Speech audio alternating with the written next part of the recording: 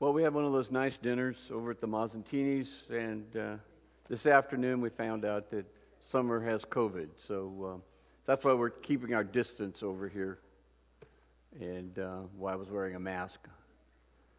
Just wanted to let you know that we're not trying to snub anyone. It's just, I assume, we've got all our shots and all that, and we've been doing pretty well with this whole thing for a long time. However, I think for the most part, they stayed down in here.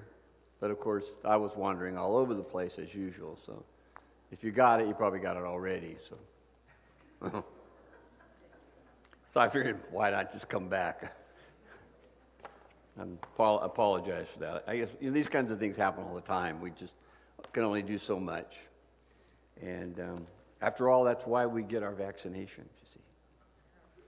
Maybe the government will give me the opportunity to do a commercial or something like that. Just love to speak for them, What's that?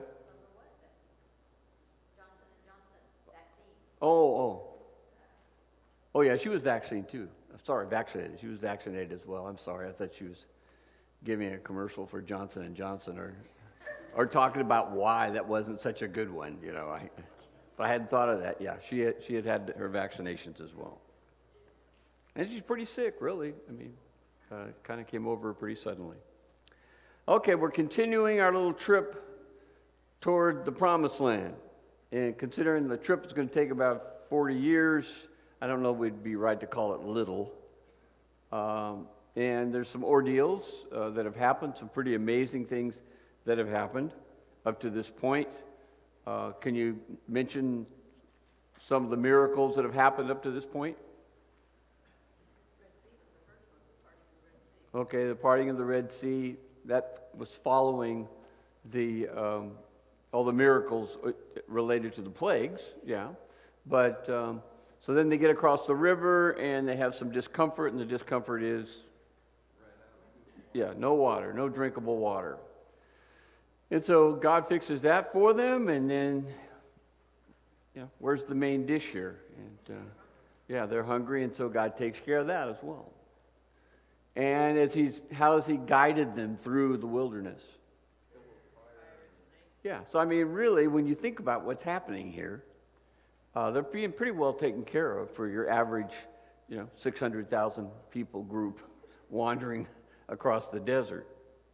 One of the things that we mentioned here early on, I think it's interesting to me, and that's when we have this first engagement with some enemies. And the enemies are whom? The Amalekites. And most of us who studied our Bible, we studied the subject of authority. 1 Samuel chapter 15, we usually bring up the command that God gave to Saul, and he was to go do what? Destroy whom? And all of them, right? And did he do that? Yeah. Yeah, he was supposed to do what God said, and he didn't do it. So we point that out, that when God tells you to do something, well, then you obey that command as it's presented. So, but up to that point, unless we've been really thinking a lot about the past, we don't really know that very much about them. In fact, in some ways, when you look at the story in 1 Samuel verse 15, well, then you kind of do what? You kind of go, well, I don't quite understand, what's going on here. I don't quite understand, why God's so mad with the Amalekites. And because as we look there, we don't know. It's just go do it. And we have no background to it. And this is where we discover our background, where we get our background. And I think, to me, it's very, very helpful. And it probably should be brought up all the time when we're studying 1 Samuel 15, but it usually doesn't. But anyway, let's look at chapter 17. Please open your Bibles, please. Everybody, open your Bibles. Exodus chapter 17. And we'll talk about this in this confrontation. It says, then Amalek, this is verse 8. Jeff, why don't you read this for me, please? Just read 8 down through 8 through 10. The Amalekites came and attacked the Israelites at Rephidim. Moses said to Joshua, "Choose some of your men and go out to fight the Amalekites. Tomorrow I will stand up on top of the hill with the staff of God in my hand." So Joshua fought the Amalekites as Moses had ordered, and Moses, Aaron, and Hur went to the top of the hill. As long as Moses held up his hands, the Israelites were winning. But whenever he lowered his hands, the Amalekites were winning. When Moses' hands were tired, they took a stone and put it under him and set on him. Aaron and Hur held his hands up on one side and one on the other, so that his hands remained steady until the sunset. So Joshua overcame the Amalekite army with the sword. Okay, so if you follow along with the words, who starts this battle? The Amalekites start this. So here's this group, and I suspect we've noted at one point they seemed pretty organized the way they looked, and then maybe it wasn't so organized. But then I ask you to look over to Deuteronomy chapter 25, verse 17 to 19 to get some background, a little bit more background into this. Firstly, you might say, okay, they are receiving their just desserts for the fact that they were the first ones to attack the Amalekites. Now, Amalek was a distant relative of Esau, not too far down the line. And so there's the Jacob and Esau situation, which may have contributed to this, even though to a certain extent it seemed like they had taken care of most of their differences. But, you know, these things can hang on in different parts of your family. And so maybe that's what happened there. Okay, so let's read Deuteronomy 25, 17 through 19. Kenny, would you read that, please?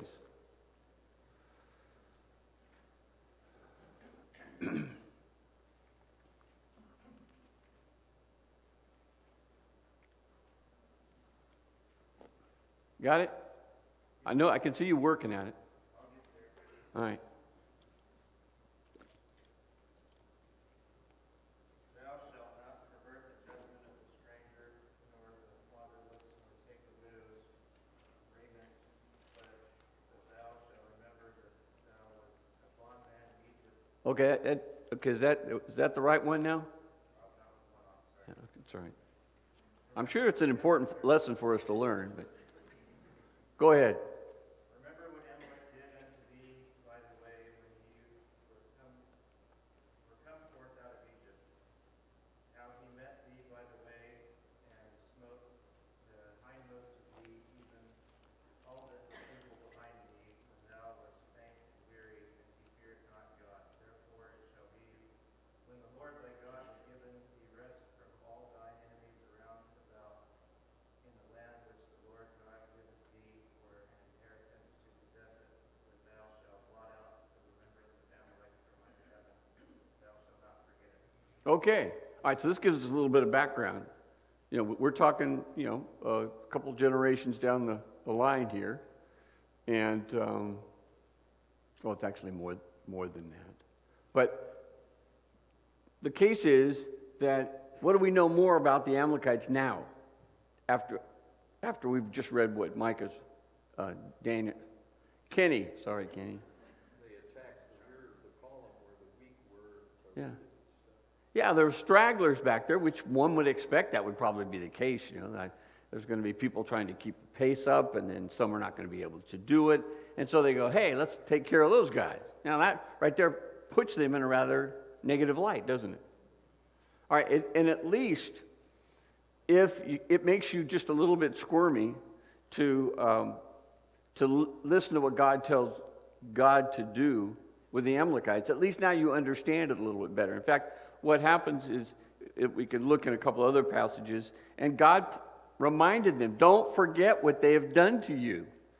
And eventually he wants them destroyed. And so it would seem that would be what? That would be something that the people would do. But generations after generations go by, and what happens? They still haven't done it. Go ahead, Dave. You look like you're ready to say something. Oh, Yeah. In Babylon, they ran into another Amalekite that caused some problems there. That was the one that tried to get them wiped out. Yeah. The king's command. So you could see some family friction I guess, that's there. And so what we're doing is, again, trying to find ways to understand a little bit better some of the stories we read in the Old Testament. And again, to me, and maybe it's just me, but that's always bothered me just a little bit. When I look at that, I know if God says it, God must have a good reason, and that's good enough for me. But nevertheless, when you sort of look in our own world, which is kind of, shadowed by relativism, the way it is, we have a reaction to things like that. Well, it just doesn't seem fair to me. I mean, can it be that bad? And so this is a cultural thing that you and I have to overcome. We have to be able to overcome this when God is doing things, because God does a lot of things that you and I don't really understand. I mean, why did he have to kill Christ? I mean, we look at it and we can see the reasons for it when you connect it with the Old Testament, and we do, in reality, discover that, just by reading along and knowing what God expected in terms of sacrifices. But still, you can say, well, still that just seems a little bit harsh. I mean, isn't there another way he could have done that and demonstrated that? So, if you have problems with the Amalekites and you're really being honest intellectually, then you're going to have problems with other things as well. And so you have to kind of get over them. Why does God do this, or why does God do that? And so with that in mind, it puts at least a certain level of understanding. Now, what we do generally, we're used to the idea of the crucifixion, right? Aren't we we're all kind of used to that. And so it makes sense because we've gotten used to it. But I mean, when you sort of analyze it, and maybe you talk to someone else about it who knows nothing about the Bible, and you explain why this was the way God wanted it done. He wanted to have his son killed in a very brutal sort of way to make it so you and I can have our sins forgiven. Well, to the average person out there, well, wait a minute. I mean, sin isn't really all that bad anyway, is it? So there are a lot of things to which we have to adjust. And I think this is important when we're studying the Old Testament. And I thought it was worthwhile for us to spend a little bit of time on talking about these Amalekites here, because it gives you and I some understanding as to why God did what he did, even though it seems like God said, to Saul, I think it's about time we go out and whoop up on somebody. And so how about the Amalekites? Let's take care of them. But this was something that had been going on for years, and God promised, because of what they had done, they were going to be destroyed as a nation. Generations before it finally happened. I think Hezekiah was the one who finally did it. And he's pretty long down the line of kings. All right, now, so we look down there at question 2, what extended information of the situation is further described, and we've read that. Question 3, describe now the confidence. Describe the confidence building that could have come as the battle was conducted. Now, do you understand what I mean by the question? I mean, what's been an issue? An issue has been confidence, right? At kind of every point. Well, why haven't you been there for us, God? And of course, well, wait a minute. What about the fact that I was just with you not too long before this? And so I'm asking you to think about. Remember, God didn't want them to go a certain way because he didn't want them to be confronted with whom? The Philistines. All right. And of course, well-known warrior nation in that general area. And so here come the Amalekites. Maybe not as daunting as the Philistines. I suppose that's debatable. But the point is, God was going to take care of them. All right, so now what happens? Do they have a defeat of them at that time with the Amalekites? Yeah, they do. Yeah, but I mean, the way we understand it in the story, it says, let's go on down to verse 9 of chapter 17 says, Moses said to Joshua, choose men for us to go out and fight. And that's what they do. And there's this, again, this miraculous power, not power that comes from the stick, but every time they see Aaron's staff, what kind of stuff happens? The power of God in a miracle. So here's this holding it up, and every time it was held up in the air, then what happened? They were successful. All right, so it looks like, I mean, when they look at that, what are they going to conclude? Are they going to say, hey, we've got a better army than what I thought? No, they shouldn't have been thinking that, because they'll know, well, the reason why we were able to do this is because of the power of God. So that's my point. We've been trying to explain, a couple of things that we've discussed about the confidence of these people and why did they seem to slip back. And, there's kind of, we're sympathetic to a certain degree, and then sometimes we're kind of quick to judge, why. Well, this is a good place at least to sort of stop and say, all right, we're about to go on this continued journey, and look, we've actually defeated someone. And how did we do it? Not because we're so good, because God is with us and God is guiding us. That's why. So if you were thinking about the confidence level, what would it be? It should be. I mean, you would think at this point, they're pretty sure of themselves. This is the first time we hear about Joshua in the book of Exodus, and he becomes, Moses' right-hand man and warrior. So they're successful in that regard, again with God's help. So even though, I'm perfectly understandable, it's perfectly understandable in my mind, I understand why things could drop lowly down low in a hurry, because they're in very difficult circumstances. So it's going to be something that they're going to be easily challenged with certain things. But nevertheless, they have the opportunity here to ride the wave of confidence that God is with us and God is taking care of us. And of course, that's not actually what happens, but at least temporarily, again, it does. So we've talked about question 4. And I ask you to combine the information we got from Deuteronomy and Exodus to help us understand about what is the deal about these Amalekites. Any comments or questions anybody has about that? Nobody looks real excited out there today. So, thanks, Mitch, for picking it up a little bit. One thing is that God's judgments are final, and they're true, and they'll be carried out. So, Yeah. He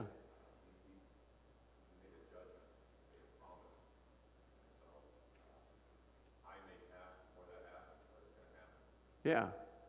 And of course, one could even have made the argument at that point, down the road during the reign of Hezekiah, well past the reign of Saul, and someone could have said, this is such a long time ago. Can't we just kind of let it go? And I know some Amalekites, and they're really nice people. Again, that's kind of how we think about these things. We jump into that sort of thinking when we need to realize that God has created a world where love can abound, but we also know that because we're free, that sin can also have quite a run. Go ahead, Kerry. It's kind of an example of God's long suffering, I would suspect.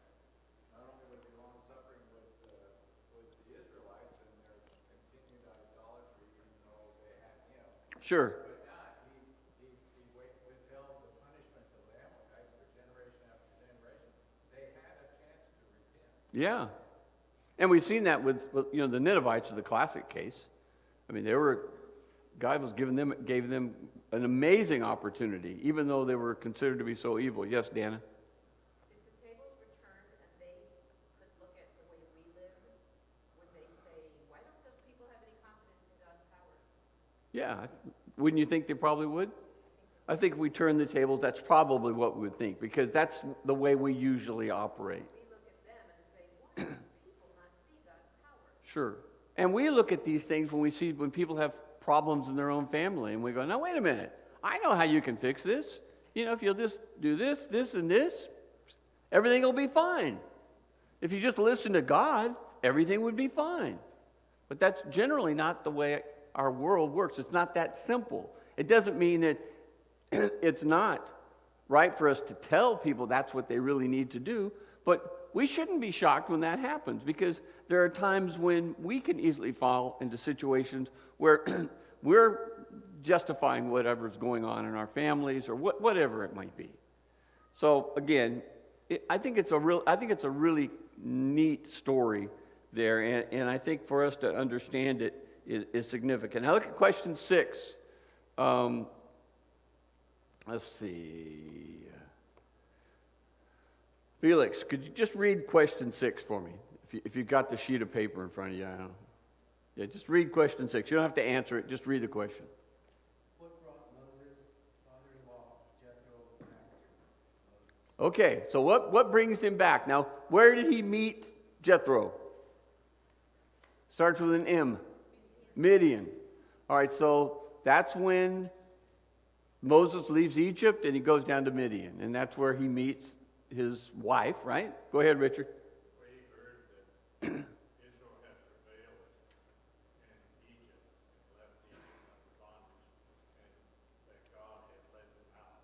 Yeah. He had heard that message when he came. Yeah, and I think there's like a couple of different, I think that's the reason why he heard. In fact, that's what it says there, doesn't it? It says he heard of all that God had done. That's verse 1. But if you didn't focus upon that, what might you think? Because who does he have with him? Moses' wife and 2 sons. And so one might think that he's uniting them with Moses. Now that's what happens, but it says that he's just very impressed. Now, there's some question. People, I think, have believed from time to time that, where was it that Moses was actually schooled, in what God's reign was all about. And so he learned that down there with Jethro. And there's really no real evidence that that's the case. But, you often wonder what he did down there those many, many years before he went back up. How long was he down there? 40 years. So that's a long time to be with that family. But for whatever reason, going back to Richard's answer, which is really, the most appropriate answer, and that is he has found out somehow about what's happened up there. And he's just really, really impressed. And I think that that's not a shock. I mean, he certainly seemed like a decent guy. I don't think there's any question about that. But anyway, so here he is. He comes back. He's got Zipporah, he's got the 2 boys, and they're there. And so now there's this kind of interaction that they have with Moses and the people that might cause us to, think about certain things, like God's relationship with people who weren't Jews. And that's always kind of, certainly as far as the scriptures are concerned, that's a part of the discussion all the time, because there was this separation. There was a separation that God expected of these people. All right, so down here in 18, let's see, Daniel Stitt, could you read, just read 2 through 4 right now in chapter 18. And then we'll read a little bit further down. Now Jethro, Moses' father-in-law, had taken Zipporah, Moses' wife, after he had sent her home, along with her 2 sons. The name of the one was Gershom, for he said, I have been a sojourner in a foreign land. And the name of the other, Eleazar, Mm-hmm. for he had said, the God of my father was my help, and delivered me from the sword of Pharaoh. Okay, now, so what about these names? And this is something they did. A lot of times the names mean certain things. Why would the first name be special to Moses? Okay, well, he's describing his life, isn't he? I was a sojourner Now you can look at this maybe in a couple of different ways. He may be talking about his time in Egypt, although he may be talking about how when he was wandering down there in Midian. But he says, I have been a sojourner in a foreign land. Then the second boy, Eliezer, he's called what he's called because it means the God of my father was my help and delivered me from the sword of Pharaoh. So they named that child according to what happened in sort of that next phase, and that is that God took care of him and took care of Israel. Now, we don't really know about the connection that they had with one another. As far as we can tell here at this time, even though there may have been times that there may have been visits, I don't know. But it doesn't tell us, does it? It just says, now he's got them, there they are. And there's some significance to who these guys are because they were named for parts of the experience that Moses had, and they certainly would be ways of reminding him of what. Now, isn't that interesting? Now, do we tend to name our children like this? We go, oh, that's a cool name. That's pretty much how we do it. I know that's not true. Many people labor over, but let's be honest. Choosing of names oftentimes is somewhat superficial in our way of looking at it. I guess maybe that's true. Given that to be the fact, why are there so many people who are named the same names in the same periods of time? Why are there so many people with the middle name Lou? Betty Lou, Mary Lou, from 50 or 60 years ago, because that's just what they did. That's what they did. So it's important for us to understand that. I'm not saying this is what we all ought to do. Have a little sermon and name our child after it. But I think it's interesting because it shows how you're in touch with the world around you. And in this case, I'm not really trying to put anybody on the spot. Would anybody just share with us maybe why they named their child a certain thing? Yeah, go ahead, Luke. You saved the whole group here right now. So. I was working in the hospital. There was these two Hispanic women that didn't speak any English. Uh-huh. And I was pregnant, of course, and Uh-huh. they were talking, and all of a sudden they're like, yeah, I'm going to name my daughter in Spanish. They're saying this. I'm going to name her Brianna. Uh-huh. Brianna. See? What a beautiful name. Yeah, I'm really glad you were the one that raised your hand. Because, I think it's a nice name. I think that's generally how we look at it. Anybody else want to? Yes, go ahead, Dave.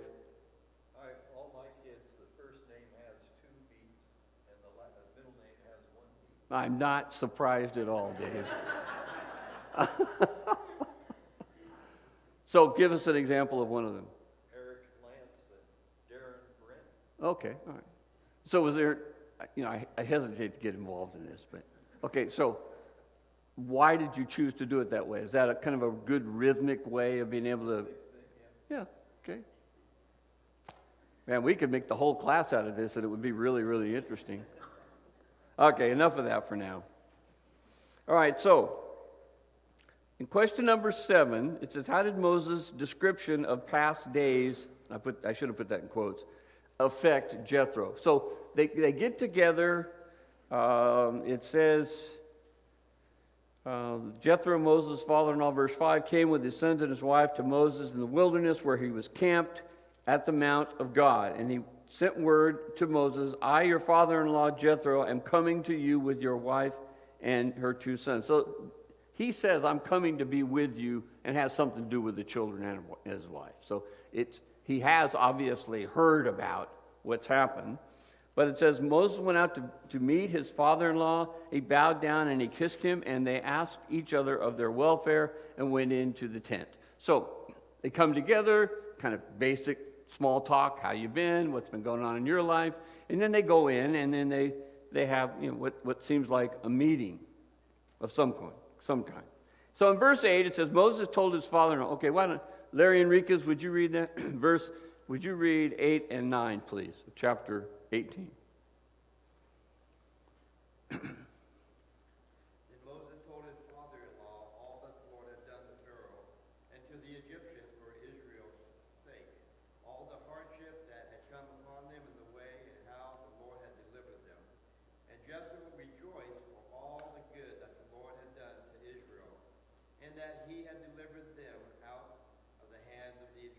Okay, so based on reading it, Larry, what would you say was Jethro's reaction to what he had heard about Moses? He rejoiced. Yeah, this is. Like thrilled. Yeah, I mean, I'm sure he's kind of gotten some news about this. I'm inferring that simply by the fact that it's safe to travel up with the family, and he's going to take them there to be with him, it would seem. But I mean, he's very impressed. And so go on now, and so he's not just impressed in a superficial sort of way, but go on now and read verse 10. And you didn't read 10, did you, Larry? No, I did not. Okay, read 10 and 11 also. Jethro said, "Blessed be the Lord who has delivered you out of the hand of the Egyptians and out of the hand of Pharaoh, and has delivered the people from under the hand of the Egyptians. Now I know that the Lord is greater than all gods, because in this affair they dealt arrogantly with the people." Okay, now, so what does this tell you about Jethro? I mean, you get maybe some understanding in his view of God, right? You get some understanding of that, and when you read verse 11. Okay, he's being reverent to the God. At least this time, how's he calling it? This is typical. You know, when things go well for someone, then they usually will assess the situation in relation to the person's religion. Hey, you got the best God because look how great things are going for you. Okay, so that's at least how. I mean, the question is, has this guy become a convert? See, and I think it's reasonable to believe that. I mean, the way he's assessing this, he doesn't say, "And I know God is the only God." Now, I mean, he gets a little closer, to that, but at the same time, as he's looking at it now, he's kind of looking at it like most everybody else in those days looked at it. Things are going great. Your God is great among all the other gods. So, and I think this is one of these things where sometimes we get a little bit hard on these people because, wait a minute, that's not right. There's only one God. Well, and that's true, but what? I mean, this is the kind of world he's come from. And it seems perfectly logical to him that he could show great respect to, he doesn't call him Jehovah, but, because Jehovah is the name for what? Well, whose name is that? Let's see. Who has a special relationship based on that name? Israel. They're the ones who call him Jehovah. Okay, so anyway, this has obviously changed him. It seems like to me. I've heard these stories. I know what's going on. And boy, am I impressed. Go ahead. Okay, go read it nice and loud, Dana. Verse 12. Then Jethro, Moses' father-in-law, took a burnt offering and other sacrifices to offer to God. And Aaron came with all the elders of Israel to eat bread with Moses' father-in-law before God. Okay, so how would you now evaluate that in terms of where Jethro is in his relationship with Moses' God or Jehovah? He's converted. He sounds well taken by the whole idea. And they offer this sacrifice, and he does it with them. So, it gets you into the sense that this is something where he's saying, hey, I'm with you guys. Anybody else have a different opinion of that? Or if can think of another? I mean, because, all we're doing is we're looking at what we can read that jumps off the page, and we're drawing some conclusion. Yeah. What you're saying, Mark? I said, I think it's theoretically a treaty. Okay, he's saying, I'm trying to I keep forgetting to repeat what people say in the audience, because if you listen to it, I stand up there and it's kind of silly in a way. So people start talking and I'm going, yeah, And I do that for about 2 or 3 minutes while someone's talking, rather than saying, okay. So what Mark said is that it's what you would call a treaty. It's it's creating some sort of bond between the two. Okay, at the very least. Anybody else? Go ahead, Cindy. You had your hand up.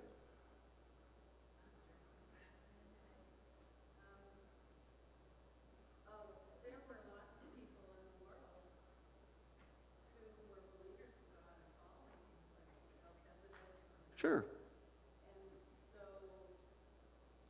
even though they weren't in the group that came out of Egypt, there were people populating the world, like Yeah. you said,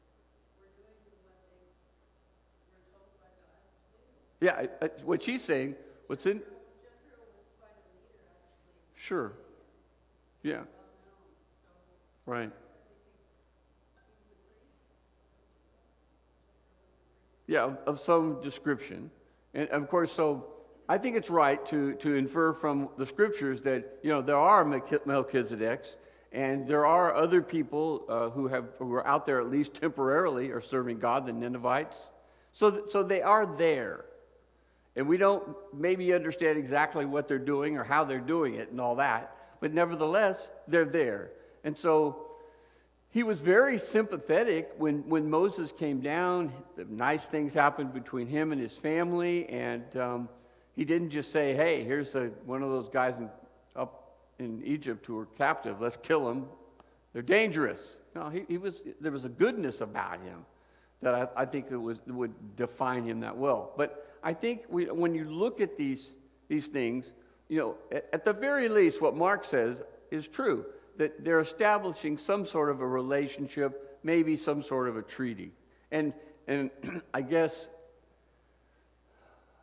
I don't know, about the closest thing that I can connect with this, is when you're looking at the movies in the 1800s and, the cavalry general or whoever it is comes in, and what does he do when they go to meet with the chief? They go into the tent and they talk and they smoke the peace pipe, and so they're trying to create some level of peace. And that may be something like what's going on here. But anyway, they get together, and then as a result of it, I think that says, and he obviously must have understood things about sacrifice, and that's another thing, because we tie sacrifices so much to the law of Moses that for us it's a little bit hard to understand why anybody's out there offering sacrifices. But they were. And so, he seems to understand that for whatever reason. There were individuals who were out there, certainly even before the nation of Israel. Abraham, he was an individual. We call him a patriarch because he seemed to have a relationship with God, whereas we maybe get a little carried away and saying that's the way God that was the only way God communicated was through the patriarchs. That was certainly a way he did, and there may have been other things that he did. Again, how does Melchizedek get to be a priest of something and actually the king of a city? And all those things I think are significant. It's important. But understanding everything that's going on here is Jethro is very interested in his son-in-law, and Jethro is showing to Moses and maybe to his wife as well that I think this is a good thing. I think we need to understand that we should have a good relationship with him. So it came about at the next day. So now it goes to a different phase. And the phase is, what does he do now here, before we read it, for those of you who have read it? Yeah, go ahead, Dan. Moses goes through this session with the people to, settle disputes or something like that. Yeah, and then what's his reaction? What's Jethro's reaction? Well, it happens from morning until night, and Jethro kind of says, what are you doing? Yeah. Doing all this? Yeah, to him it just didn't seem right that he was having to experience all this on his own. Go ahead, Richard. It might be ahead of what he heard was going on. He had some suggestions Yeah, at how to take care of this. yeah. So what do you think about that? I'm just, I don't want to pick on in-laws, but... Well, to me, it gave the idea that he had some leadership. Yeah. And he was passing along Yeah. this advice to Moses. Yeah, and I think, going back to Cindy's point, is that there was some significance to this guy to where one would expect that he might just listen to him. And he'd obviously spent some time down there with him, so he knew him. And so maybe that's why Jethro felt comfortable to say, hey, here's my daughter and my 2 grandchildren. How long are you going to be around if you have to go through life this way, trying to judge all these people? Go ahead, Rich. By this point, Moses probably said, Yeah, it would probably would go even farther than than his saying, "Yeah, I've been thinking about this all along." I mean, obviously he has, but it's like, yeah, I'm glad somebody else brought this up because I'm going to sound soft if I do. Because after all, he's got this special relationship with God, and so that's what does he say? What does Moses say about how this kind of makes sense in a kind of funny way in verse 15?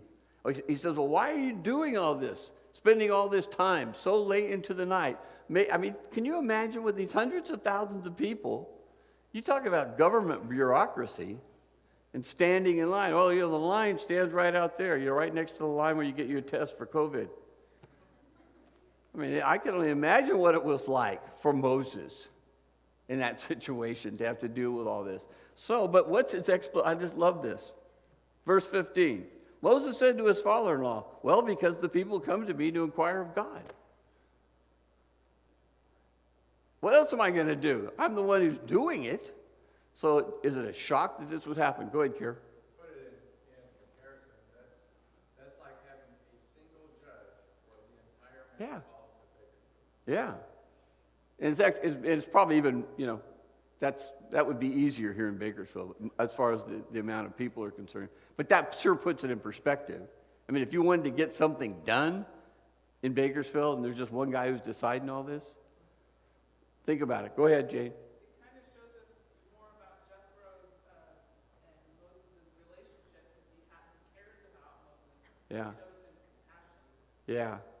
Yeah, because, I mean, I suspect to someone who just walks into this, I think the light bulbs come on and it's like, man, there's just something here that's not right. But when you look at it from the people of Israel and Moses' point of view, I mean, how's this thing been going all along? Who's the one who's connected to God and who's the one who's, conveying those rules, so to speak? Moses. I mean, that's just the way it's been working. And so, how do you get out of that? Well, Jethro says that what you need to do is you need to organize things a little bit differently. So here's what he says for them to do. Verse 19 and 20. Mark, go ahead and read that. 19 through 21.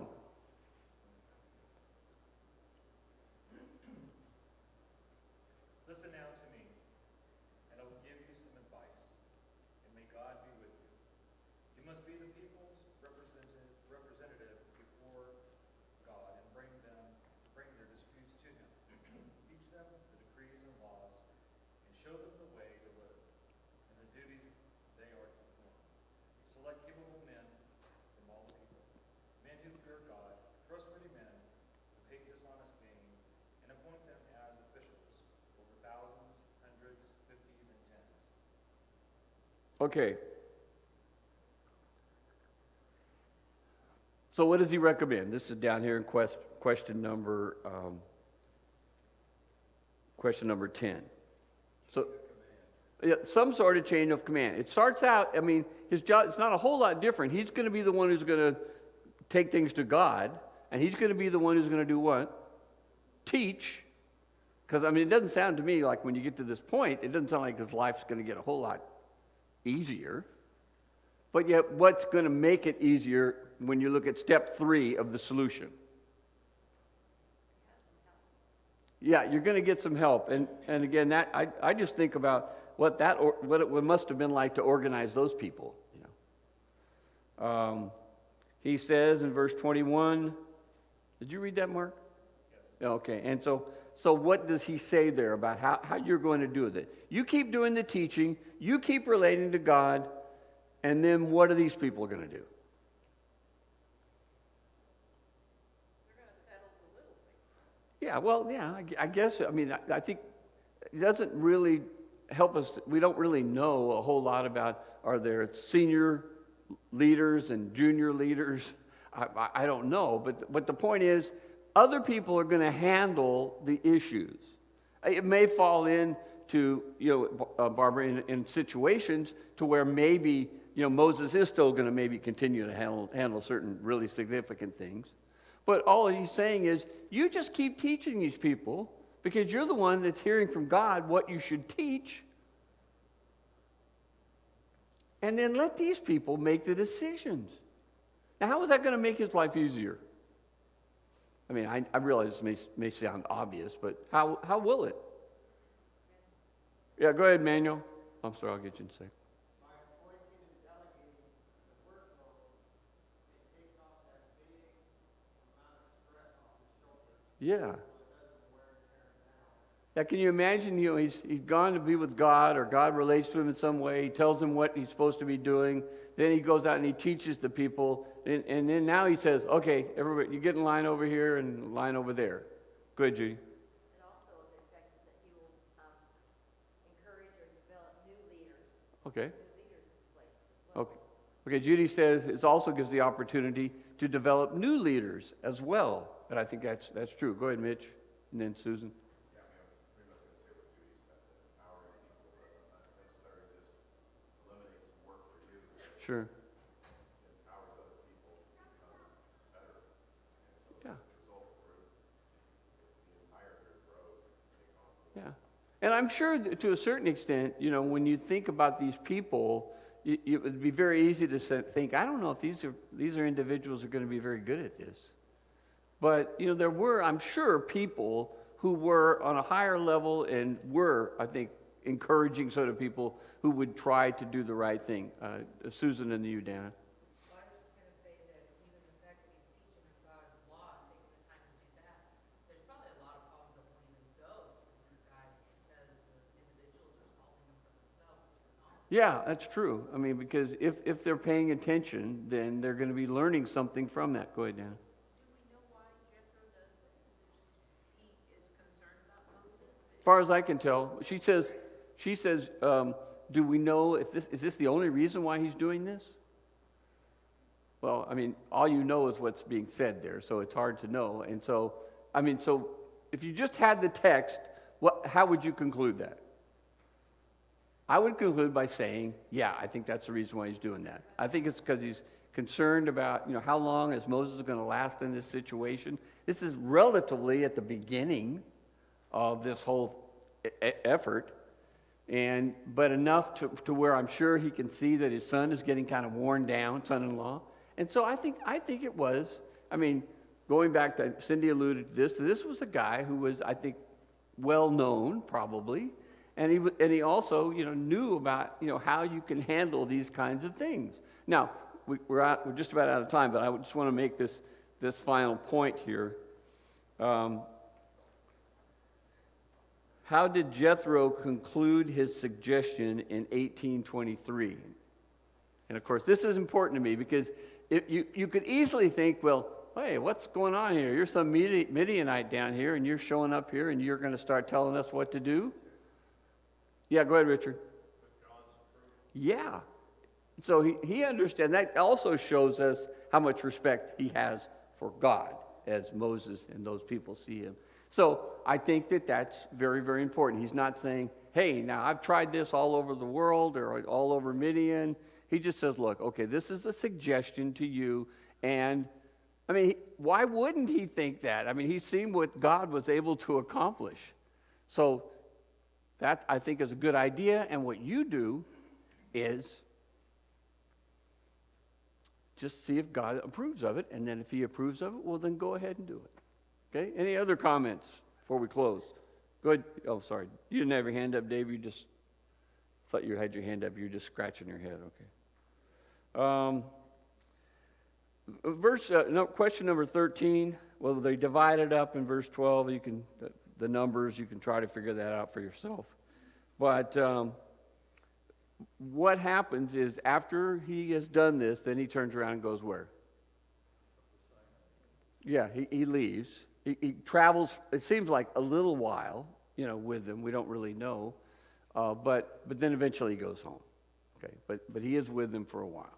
Okay, Carrie will be teaching next week, and I think it's, what did we say, 19 and 20, Carrie? Is that what it is?